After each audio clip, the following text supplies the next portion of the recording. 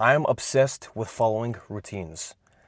This is because I've recently experienced what happened to my brain when I stopped following my routine and how this negatively impacted my ability to function as I typically would. Let me explain. A few months back, I spent 7 days on a beach house vacation with my family. Now, don't get me wrong, it was a great time, but by day 6 or 7, I was starting to feel out of whack. And then when I got back home to start writing, making these videos, and getting into the swing of how my usual life is, everything felt impossible. My morning routine felt like climbing uphill with a boulder on my back, and everything that I typically love to do was just so seemingly challenging. And this is when I came to the big realization. It's so tough to get back into the groove because your brain thrives off structure based on certain mental pillars that most people completely ignore. So, in today's video, I'll be breaking down the 3 pillars of mental architecture. Whether you're going on a vacation, simply taking a few days off, or feel yourself starting to slip into a rut because you're sick or low energy, these 3 pillars will significantly help you stay on point no matter what chaos you're dealing with. So, let's begin. The first thing we need to discuss is how our brains crave structure and order. Naturally, our minds tend toward disorder. This is something called entropy, which we can discuss more in another video.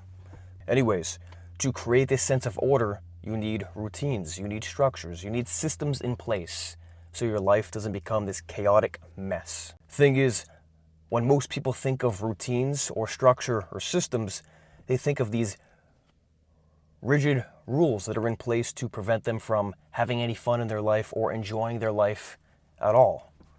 But we must think bigger. We must zoom out our perspective and understand why structure and systems are so important.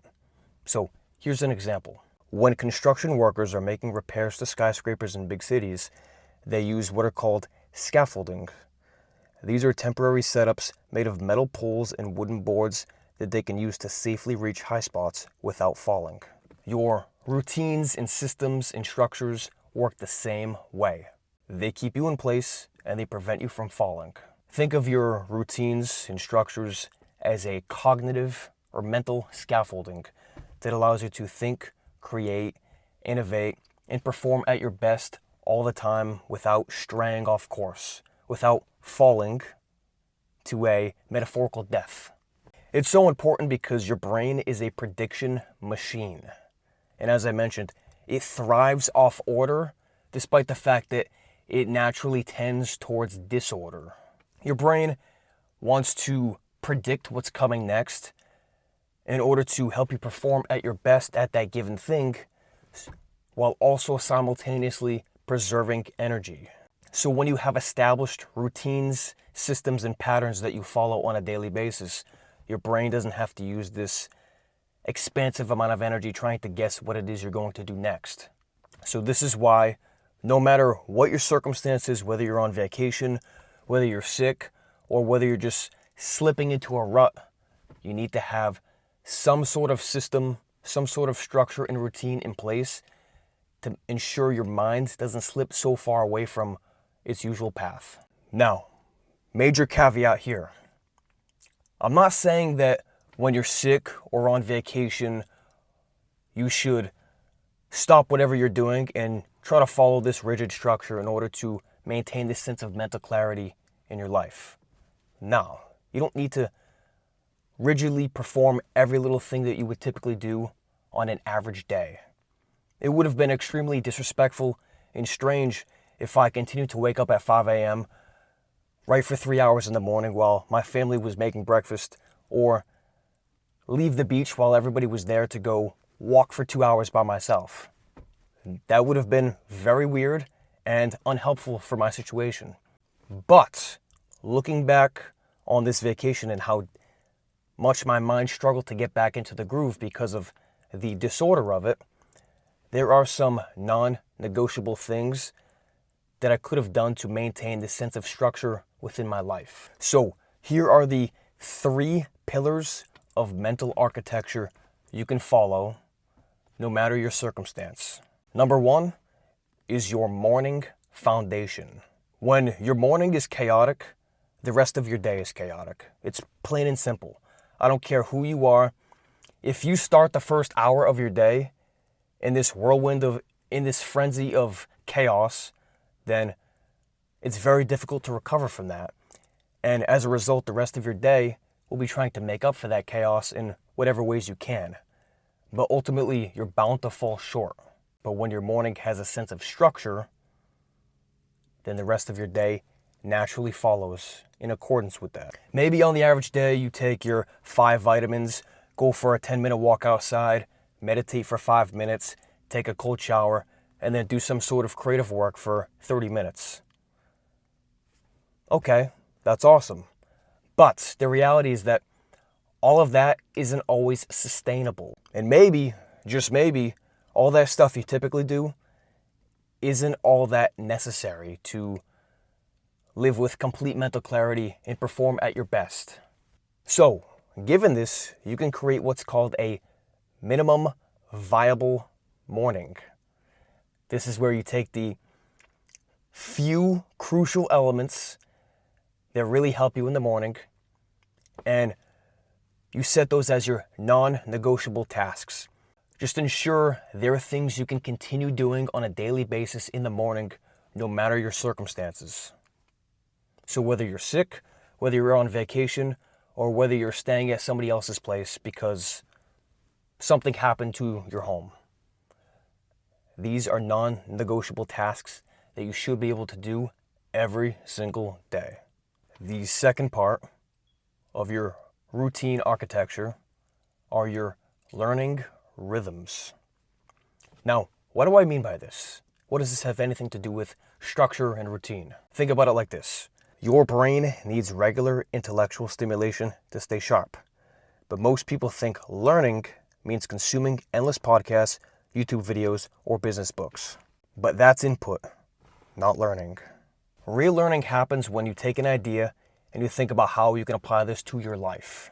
So in this scenario, it's taking 15 to 20 minutes every day, no matter what, and asking yourself these questions.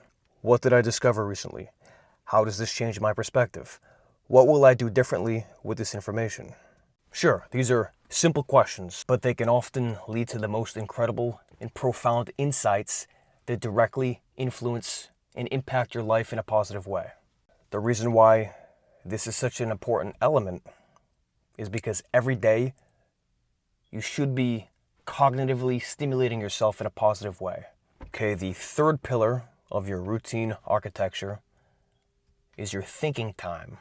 Whether you're in work mode or on vacation or wherever else, it's important every single day to set aside some time to actually sit there and think. It doesn't need to be about the depths of your consciousness or the mysteries of the universe or anything crazy like that, but just work through some issues you're facing. This could be taking an idea from a book or a podcast you recently learned and trying to see how this applies to your life. This could be reviewing a situation that you had in your life where maybe you made the wrong decision as opposed to doing something that was more beneficial.